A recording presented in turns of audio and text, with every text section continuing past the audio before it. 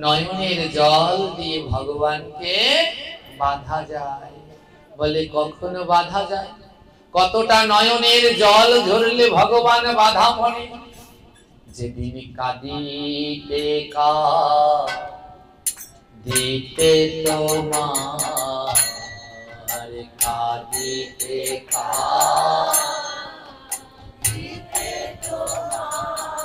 ধুলা হবে কাদা,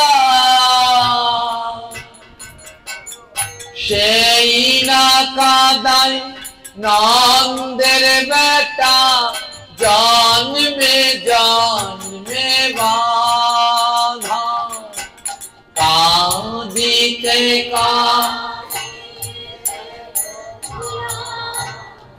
ধুলা হবে কাদা, সেই না কাদায় নন্দের বেটা।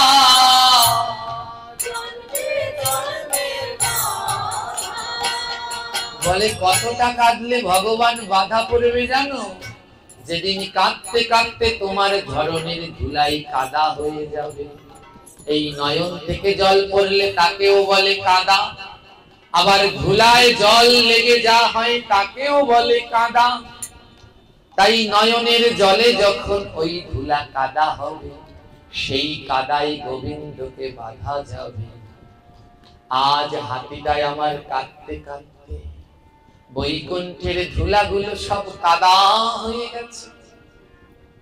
মা লক্ষ্মী যেই হাঁটতে যাচ্ছেন, মা লক্ষ্মী কাদা পছন্দ করে না। যেই মা লক্ষ্মী মাটিতে পা দিতে যাচ্ছেন, পা ডেবে যাচ্ছে কাদায়। মা লক্ষ্মী বলে আমার বৈকুণ্ঠে তো কোনো কাদা ছিল না, এত কাদা কোথা থেকে আসলো? মা লক্ষ্মী তাকিয়ে দেখে হাতিটা ওই যে রাস্তায় পড়ে কাঁদছে, তার ওই ছোট দুটি নয়নের জলে আজ বৈকুণ্ঠের ধুলা কাদা হয়ে গেছে। মা লক্ষ্মী বুঝতে পারলেন এই হাতি কোনো সাধারণ হাতি নয়, এই হাতি হলো ভক্ত হাতি। আমাদের এত বড় চোখ থাকতেও আমাদের নয়ন থেকে জল ঝরে না, আর হাতির ছোট ছোট দুটি চোখ, সেই দুই নয়নের জলে ধুলা কেমন কাদা হয়েছে। মা লক্ষ্মী বলে ওরে হাতি, এমন ভক্তি কোথায় পেলি?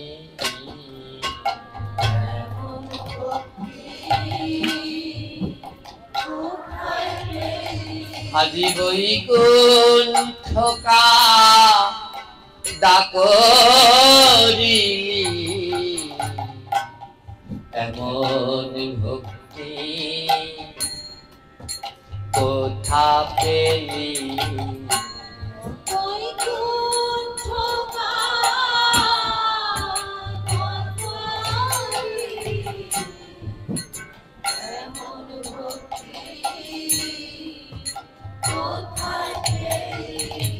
মা লক্ষ্মী বলে হায়, আমারও যদি হাতির মতো নয়নে এমন জল থাকতো, নয়নের জল দিয়ে যদি ওর মতো করে আমিও ভগবানকে ডাকতে পারতাম, আমার গোবিন্দ তো আমার কাছে বাধা থাকতো।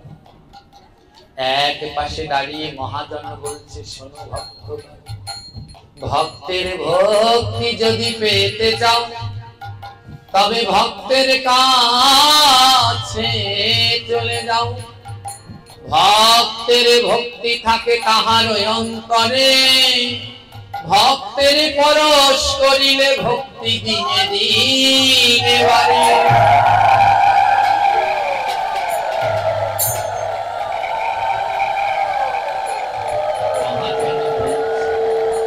তোমার ভক্তি যদি বাড়াতে চাও, তাহলে ভক্তের পরশ করে দাও।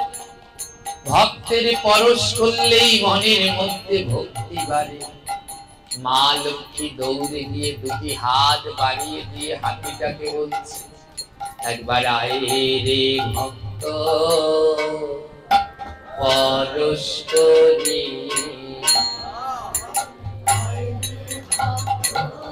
ঠাকুর হারি তাই বলো, বলে আয়া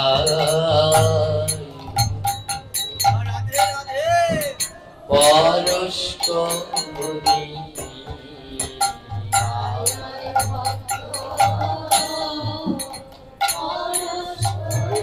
এই দেহ আমার পাপের তরি আয় আয় ভক্ত পরশ করি হরি বল হরি বল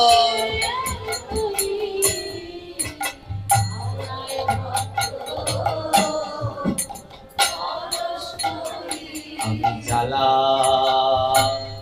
জ্বালা জ্বলে মরি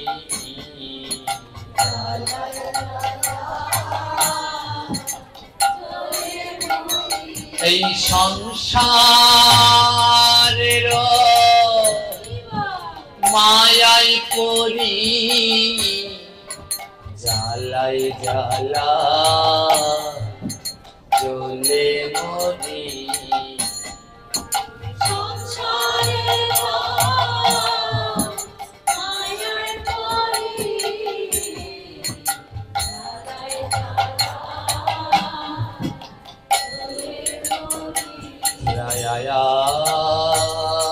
ভক্ত পরশ করি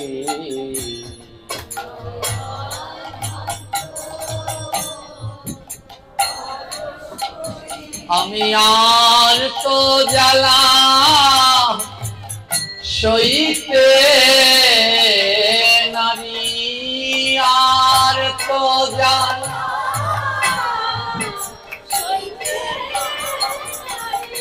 আমি আর তো জ্বালা সইতে নারী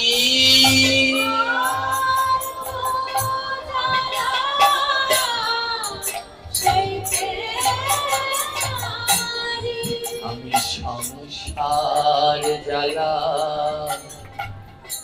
জ্বলে মরি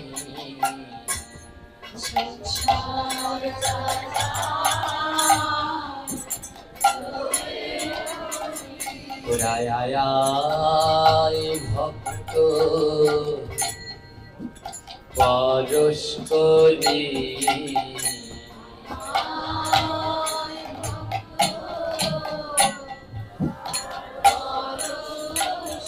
আমি এই সঙ্গয়া কবে পাবো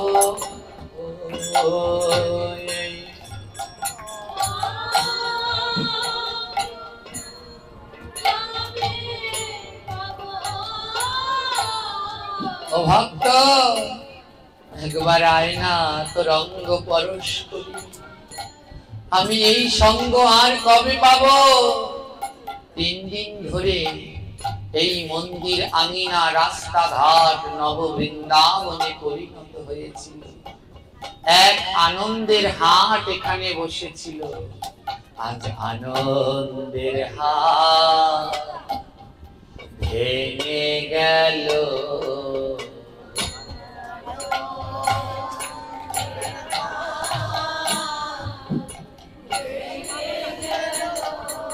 এবার যাবা সময় হলো আনন্দের হাট ভেঙে গেল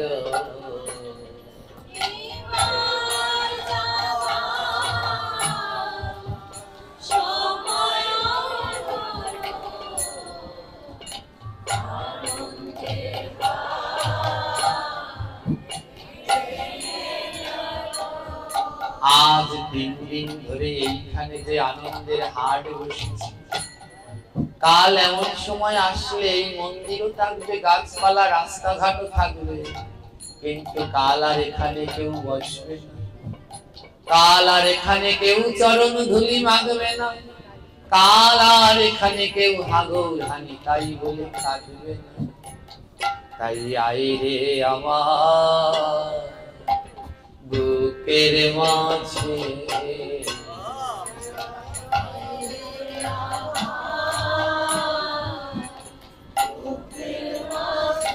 আমার যাওয়ার বাঁশি বেজে গেছে,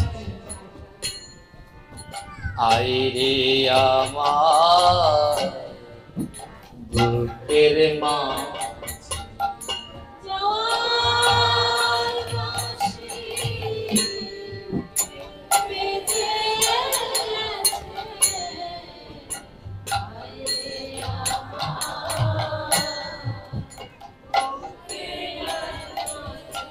হে কৃষ্ণ ভক্তগণ, আমার যাওয়ার বাঁশি বেজে গেছে, আর খানিক সময় আপনাদের মাঝে আছি, তাই ভক্তের চরণ ধুলি মাথায় নেব।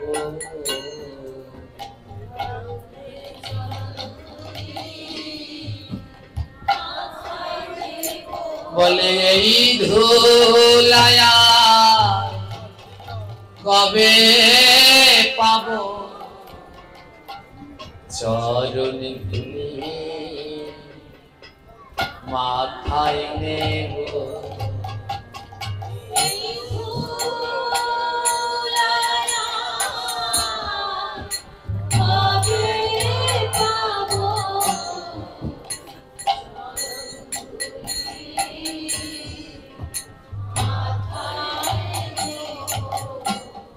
আজ মা লক্ষ্মী হাতিটাকে বুকের মাঝে জড়িয়ে ধরে কাঁদছে।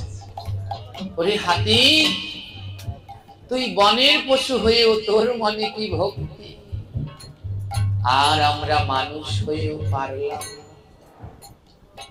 একটু আগে যেই মা লক্ষ্মী হাতিটাকে দূর দূর করে তাড়িয়ে দিয়েছে, আজ সেই লক্ষ্মী হাতিটাকে বুকের মাঝে জড়িয়ে ধরে কাঁদছে। তাই ভক্তি যদি অটুট থাকে, কেউ পারিতে না রে গোবিন্দের কাছে সে যায় অনায়াসে করে। কারো মনের মধ্যে যদি শুদ্ধ ভক্তি থাকে, তাকে কেউ আটকাতে পারে না, সে আমার গোবিন্দের কাছে অনায়াসে পৌঁছে যাবে।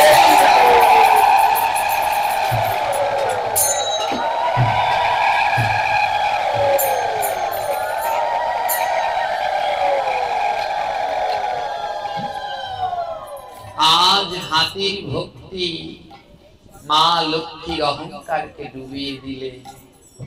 মা লক্ষ্মী বলে, হাতি রে যা,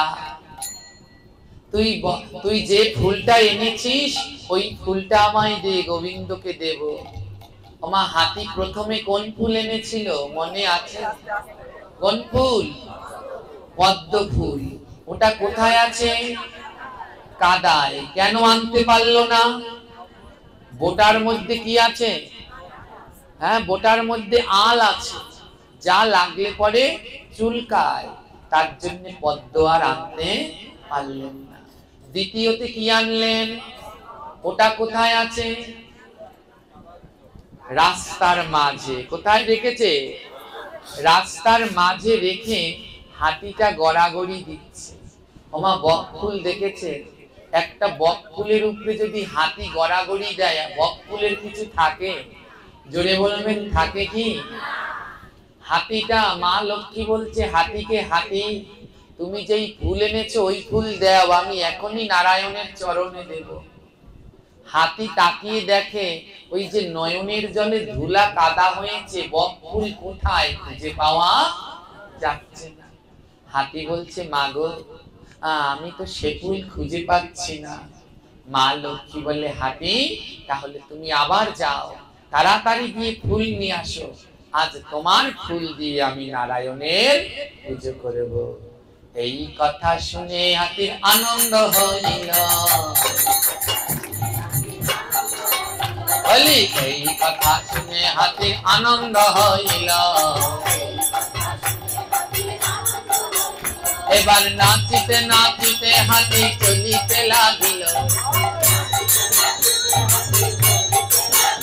এবার নাচিতে নাচিতে হাতি বন মাঝে যায়, আবার চারদিকে তাকায় হাতি পুষ্প নাহি পায়। দেখুন কেমন অবস্থা, দুটো ফুল আনলো, একটাও লাগলো না। এবার লাগবে, কিন্তু ফুল পাওয়া যাচ্ছে না। ছুটিতে ছুটিতে হাতি হইল হয়রান, এবার জল পান করিতে যায় সরোবরের খান। বনের মধ্যে ফুল তুলবে বলে সারা বন ছুটছে, কিন্তু কোনো ফুল পায় না। ছুটিতে ছুটিতে হাতি হইল হয়রান। সরোবরের মাঝে যায় করিতে জল পান। ছুটতে ছুটতে হয়রান হয়ে গেছে, তাই একটু জল খাওয়ার জন্য সরোবরে গেছে। সরোবর মানে বোঝে, পুকুরের থেকে যেগুলো বড় সেইগুলোকে বলা হয় সরোবর বা দিঘি। এবার সেই সরোবরে জল খেতে গিয়েছে। এবার জল পান করতে গিয়ে দেখে আচম্বিত, সেথায় এক পুষ্প আছে অতি মনোমত। জল পান করতে গিয়ে হাতি বলে, কি আশ্চর্য, সারা বন খুঁজলাম কোনো ফুল নেই, কিন্তু ফুল ফুটে রয়েছে জলের মধ্যে। কোথায়? জলের মধ্যে। হাতি বলে, এই তো পেয়েছি ফুল। বলে, এই ফুল যেমন করে হোক আমায় নিতেই হবে। হাতি মনে মনে বলছে, যদি আমি পারি গো এই ফুল নিতে, তোমারে দেব না প্রভু, দেব কমলা রে। বলল, হে গোবিন্দ, এই যে জলের মধ্যে ফুল ফুটেছে, এই ফুল যদি আজ নিতে পারি তোমাকে দেব না, কাকে দেবে? কমলা কার নাম? মা লক্ষ্মীর এক নাম হলো কমলা। বলছে কমলাকে দেব। মা কমলাকে কেন দেবে? এর আগের দুইটা ফুল এনেছিল কার জন্য? একটাও লেগেছে গোবিন্দ সেবায়? বলুন তো কেন লাগলো না? ভক্তকে না দিয়া ভগবান রে দেয়, আরে তার ফুল না লাগিবে গোবিন্দ সেবায়। গাছে যদি ফুল ফোটে, ওটা নিজের হাতে গোবিন্দকে দিতে নাই। বাড়ির আশেপাশে যে ভক্ত আছে, ওই ভক্তকে নিয়ে ফুলটা দিতে হয়। মনে করতে হয় আমি তো পাপী, আমার গাছের প্রথম ফুল যদি আমি দেই, যদি না লাগে, আর ভক্তের হাত দিয়ে যদি দেই, তাহলে অবশ্যই গোবিন্দ সেবায় লাগবে। হাতির মনের মধ্যে বাসনা আমি নিজে দেব, তাই আর লাগলো না। তাই বলছে, এবার যদি নিতে পারি এটা দেব মা কমলা। কিন্তু ফুল আনবে কি করে? ফুল ফুটেছে কোথায় মায়েরা? জলের মধ্যে। হাতি কি দেখলে ভয় পায়? জোরে বলুন না। হাতি যদি কাদায় পড়ে, চামচিকায় লাথি মারে। হাতি জল দেখলে ভয় পায় না, কাদা। কারণ কাদার মধ্যে একবার গেড়ে গেলে আর উঠতে, তখন ছোট্ট চামচিকায় এসে হাতিকে লাথি মেরে চলে যায়। এবার হাতি মনে মনে বলছে, এই ফুল যদি আমি আনতে যাই আর কাদার মধ্যে যদি একবার আটকে যাই, তাহলে আর আমার ফুলও আনা হবে না, আর ওঠাও হবে না। ওমা, এই যে গাছে যখন উঁচুতে ফুল ফোটে, তখন ওই ফুলগুলো পাড়ার জন্য আমরা একটা জিনিস বানাই, ওকে কি বলে? টেনে টেনে পারে, কি বলে? কোট্টা। এক এক জায়গায় এক একটা বলে। বরিশালে বলে বেশিরভাগ কোড্ডা, কোন জায়গায় বলে কোট্টা, কোন জায়গায় বলে লগি, কোন জায়গায় বলে লাগই। এক এক জায়গার এক একটা ভাষা। কোটাও বলে, তো এক এক জায়গায় কোটা, কোট্টা, কোড্ডা, ঘটি, লাগি, ওই একটা হবে। এবার হাতি মনে মনে বলছে, ফুল তো জলের মধ্যে ফুটেছে, আমি যদি একটা কোট্টা বানাইতে পারি তাহলে তো টেনে আনতে পারবো। হাতি বলে এখন কি দিয়ে কৌটা বানায়? তো কি দেখলেন? সরোবরের পাশে দেখে নল আর টনি। দেখে ওই সরোবরের পাশে নল গাছ চেনেন? আর টনি পড়ে আছে, বাঁশের টনি। বলে এই তো বুদ্ধি। এবার সেই নল আর টনি দিয়ে পেঁচিয়ে একটা কোট্টা বানিয়েছে। সরোবরের পাশে দেখে নল আর টনি। এবার নল আর টনি দিয়া আনিল যে টানি। এবার সুরের আগায় সে জড়াইয়া দিল। আরে লতা পাতা শুদ্ধ হাতি মিয়া দেখো যাই। বাবা, যদি কেউ ফুল তুলতে বলে, একেবারে ডাল পাতা ফুল যদি সব শুদ্ধ নিয়ে যান, ভগবানের পুজোয় লাগবে? জনে বলুন লাগবে। হাতি তো আর বোঝে না, ও কি করেছে? সুর দিয়ে টেনে ওই যে ধারে এসেছে একেবারে পেঁচাইছে। কেমন ভাবে? গোল গড়িয়া পেঁচায় হাতি সুরের ডগায়। এবার সুরের ডগায় লইয়া দেখো নেচে নেচে যায়। ওই জলের মধ্যে থেকে ফুল লতা পাতা শুদ্ধ একেবারে তুলে সুরের ডগায় গোল করে পেঁচিয়ে এবার নাচতে নাচতে যাচ্ছে। সেই দিন ছিল দেখো আশ্বিনী পূর্ণিমা। হ্যাঁ, সেই দিন আশ্বিন মাসের আকাশের পূর্ণিমা। নাম তার গোজাগরি সর্বশাস্ত্রে কয়। আমার কয়দিনের সময় নিয়ে হাতি এসেছিলে? রওনা দিয়েছে একাদশীর দিনে, এসে পৌঁছেছে কোন দিনে? হ্যাঁ, পূর্ণিমার দিন। এবার সেই সুরের ডগায় ফুল নিয়ে আসছে, আর আস্তে আস্তে রাত্র হয়ে গেছে, আকাশে চাঁদ উঠে গেছে। হ্যাঁ, এবার এসে মা লক্ষ্মীর কাছে এসেছে। মা লক্ষ্মী বলে, দাও দাও হাতি, তাড়াতাড়ি দাও, তোমার ফুল দিয়ে আজ আমি গোবিন্দের সেবা দেব। হাতি বলে, দেব না মা ওই গোবিন্দ রে, এই ফুল দিয়ায় আমি পুজিব তোমারে। মা, আমি কষ্ট করে ফুল এনেছি, এগুলো আর গোবিন্দকে দেব না, এটা দিয়ে আগে আমি তোমার পুজো করব। আমি বুঝতে পেরেছি ভক্তের পুজো আগে, তারপরে হলো ভগবান। তাই তুমি তো আমার ভগবানের প্রিয় ভক্ত, তাই আগে করব তোমার পূজা। মা লক্ষ্মী হাতির ভক্তি দেখে বড় ধন্য হচ্ছে। এবার হাতি কি করলো? সুরের ডগায় করে লতা পাতা শুদ্ধ পেঁচিয়ে এনেছে। হ্যাঁ, যেমন করে আনে হাতি তেমনি করে দেয়। এবার দিল দিল সেই ফুল কমলার পায়ে। আবার কালে আরো নারী গয়নি দেয়। আরে দিল দিল সেই ফুল কমলার পায়। লতা পাতা শুদ্ধ ওই গোল করিয়ে, আমাদের বরিশালের ভাষায় বলে বীরা, কি বলে? বীর করে গোল করে পাতা এনে মা লক্ষ্মীর পায়ে দিয়ে দিয়েছে। এবার মা লক্ষ্মী হাতির ভক্তি দেখে বড় সন্তুষ্ট। হ্যাঁ, মা লক্ষ্মী হাতিকে বলছে, হ্যাঁ রে বাবা হাতি, তুই যে এই ফুল এনেছিস, এই ফুলের নাম কি? হাতি বলে, শোনো মাগো, নাম নাহি জানি,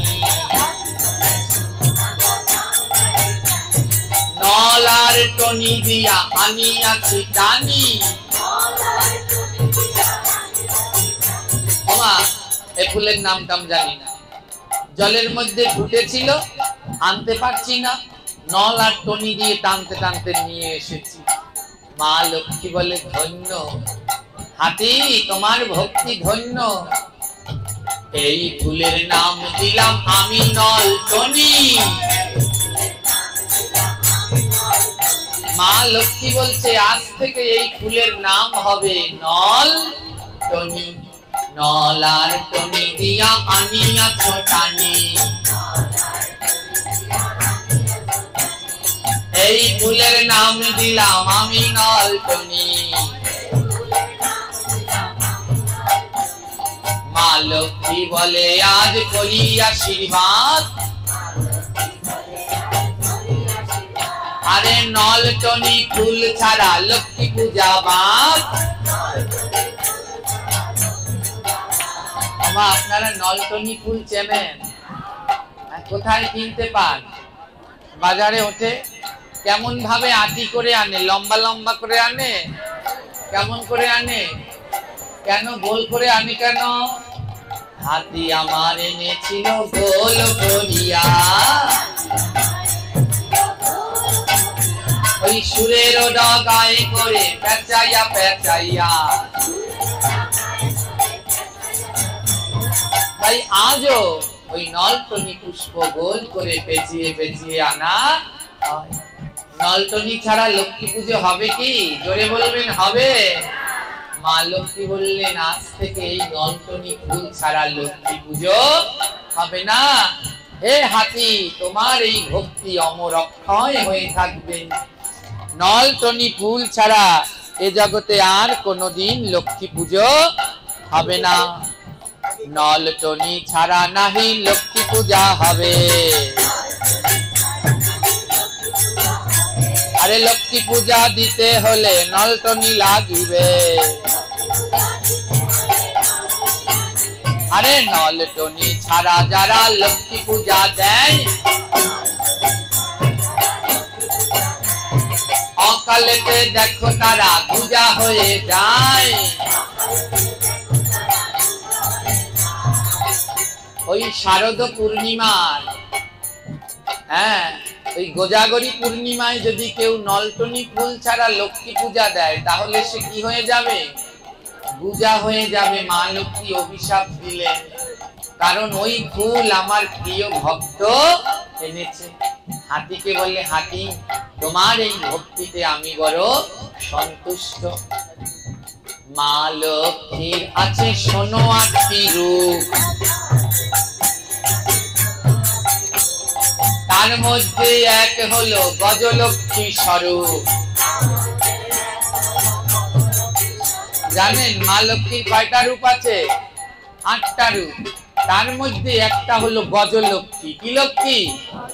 দেখবেন এই মা লক্ষ্মীর ৮টা রূপ, তার মধ্যে একটা হলো গজলক্ষ্মী। কি কি? আদি লক্ষ্মী, ধান্য লক্ষ্মী, বীর লক্ষ্মী, গজলক্ষ্মী, বিজয় লক্ষ্মী, বিদ্যা লক্ষ্মী, সন্তান লক্ষ্মী, সৌভাগ্য লক্ষ্মী। এই ৮ লক্ষ্মী। যারা ওই মাদ্রাস ডাক্তার দেখাতে যান দেখবেন ওখানে অষ্টলক্ষ্মীর মন্দির আছে, যারা গিয়েছেন তারা জানে। আজ এই মামুনিক ঠাকুর ঘরে দেখেছিলাম, ওনার ঘরে ওই ছবিটা আছে, নারায়ণের চারপাশে অষ্টলক্ষ্মী। তার ভিতরে একটা হলো গজলক্ষ্মী। কোনটা? যেই লক্ষ্মীর দুই পাশে দুইটা হাতি দাঁড়িয়ে আছে সেই লক্ষ্মীকে বলা হয় গজলক্ষ্মী। মা লক্ষ্মী বলে আমি গজলক্ষ্মী হলাম, এই গজের ভক্তিতে আমি সন্তুষ্ট হলাম। হাতির আরেক নাম গজ। হে গজ, তোমার ভক্তিতে আমি সন্তুষ্ট, তাই থেকে আজ থেকে আমার আরেক নাম হবে গজলক্ষ্মী। গজলক্ষ্মী ঘরে রেখে যদি পূজা করে, দিনে দিনে দেখো তার ধন সম্পদ বাড়ে। মা লক্ষ্মী বলে কেউ যদি আমার পূজা এই হাতির সাথে গজের সাথে করে তাহলে তার ধন সম্পদ দিনে দিনে বাড়ে। এইভাবে জগতে ফুলের সৃষ্টি হলো। নাম হলো তার কোন ফুল? জোরে বলুন। লাগলো গোবিন্দ সেবায়? না। গোবিন্দ সেবায় সে কার সেবায় লেগে গেল? না, লক্ষ্মীর সেবায়। লক্ষ্মী পূজা নলটনি ছাড়া হবে? হবে না। এবার বনের জংলা ফুল নলটনি, ও লাগলো। তাই দেখে পদ্ম ফুলের হিংসে হলো। আমি এত সুন্দর, ওই জংলি লতা পাতা লাগলো, আর আমি লাগবো না। এবার ছুটিতে ছুটিতে দেখো পদ্ম ফুল আয়, বলো বলো বলো মাগো কি হবে উপায়। এবার পদ্ম ফুল এসে বলছে, ও মা, হাতি তো আমাকে এনেছে আগে, তাহলে আমি লাগবো না কেন? আমি তো পদ্ম, আমি কত সুন্দর, আমার দোষ কোথায়? হ্যাঁ, ওই নলটুনি লাগলো আর আমি লাগবো না, আমার দোষ কোথায়? মা লক্ষ্মী পদ্মকে বলছে, তোমার কোনো দোষ নাই, দোষ আছে বোটায়। তোমার কোনো দোষ নাই, দোষ আছে বোটায়। পদ্ম ফুলের দোষ কোন জায়গায়? জোরে বলবেন। কারণ বোটায় কি আছে? আল। ওগুলো হাতে পায়ে লাগলে কি হয়? ওই যে বোটা শুদ্ধ পদ্ম ফুল গোবিন্দের চরণে দেন, গোবিন্দের কেমন লাগে? একদিন একটু পরীক্ষা করবেন, পদ্ম ফুল নিয়ে বোটাটা নিয়ে হাতে একটা ডলা দিবেন, দেখবেন কি চুলকান চুলকান। এখনো আমার ঘাড় দেখতে পারেন, একবার এক ভক্ত এই পদ্ম ফুলের মালা গেঁথে দিয়েছে, বোটা শুদ্ধ, এখনো যায়নি, এখানে দাগ আছে, চুলকাতে চুলকাতে ঘা হয়ে গেছে। হ্যাঁ, তাই মা লক্ষ্মী বলল, তোমার কোনো দোষ নাই, দোষ আছে বোটায়। আবার বোটা সহ পদ্ম ফুল যদি কেউ দেয়, হাজার বছর তাহার দেখো নরকে বাসায়। লক্ষ্মী বলে, আজ আমি দিলাম অভিশাপ, বোটার সাথে পদ্ম ফুল যদি কেউ দেয়, আহা হাজার বছর দেখো তাহার নরকে বাসায়। বোটার সাথে পদ্ম ফুল দিলে কি হয় মায়েরা? কয়দিন থাকতে হয়? একেবারে সত্যি করে বলবেন, ভাগবতের সামনে, ভগবানের সামনে, কে কে বোটার সাথে পদ্ম ফুল ভগবানকে দিয়েছে? আমি দিয়েছি, তাই আমি আগে হাত তুলি। আগে আমি নিজেও জানতাম না। আপনাদের মধ্যে কারা কারা দিয়েছে বোটার সাথে পদ্ম ফুল?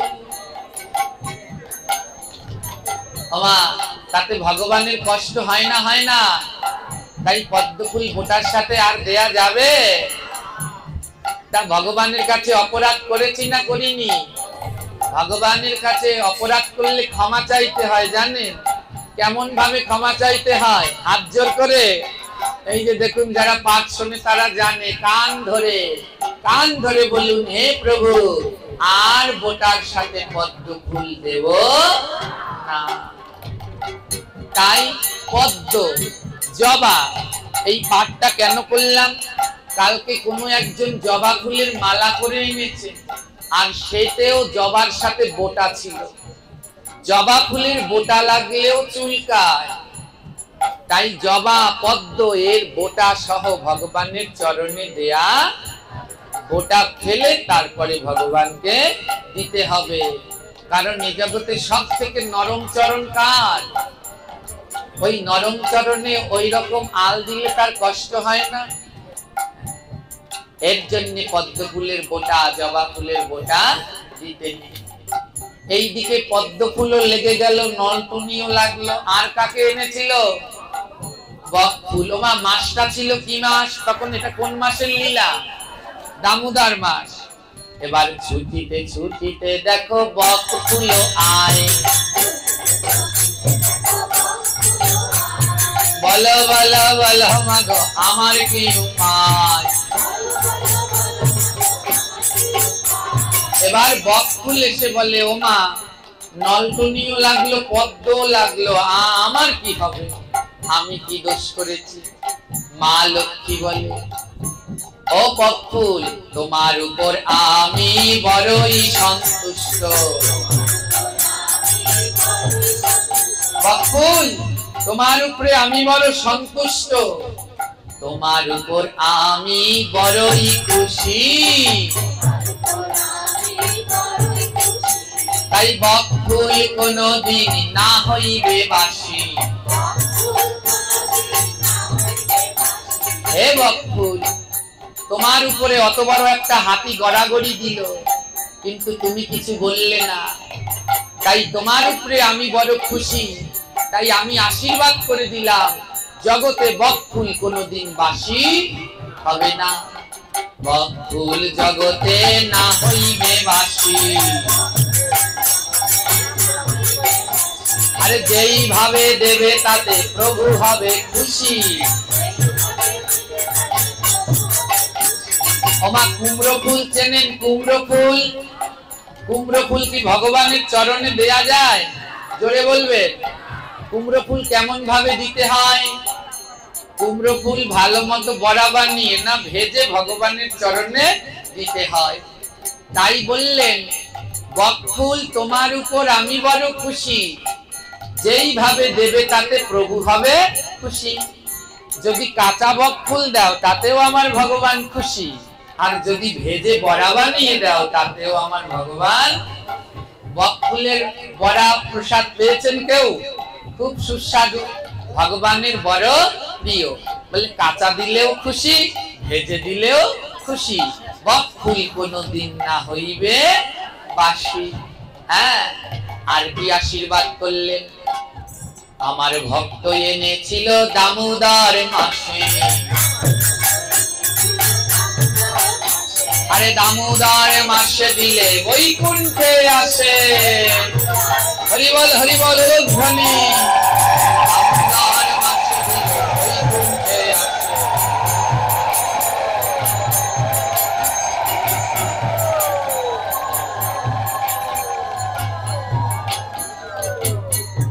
জয় নিতাই। এই বকফুল কোন মাসে এনেছিল?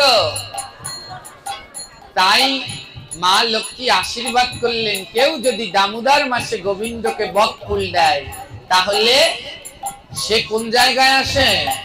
বৈকুণ্ঠে আসে। দামোদর মাসে বকফুল দিলে সে বৈকুণ্ঠে যায়। হ্যাঁ, তাই এই বকফুল অবশ্যই দামোদর মাসে দিতে হয়।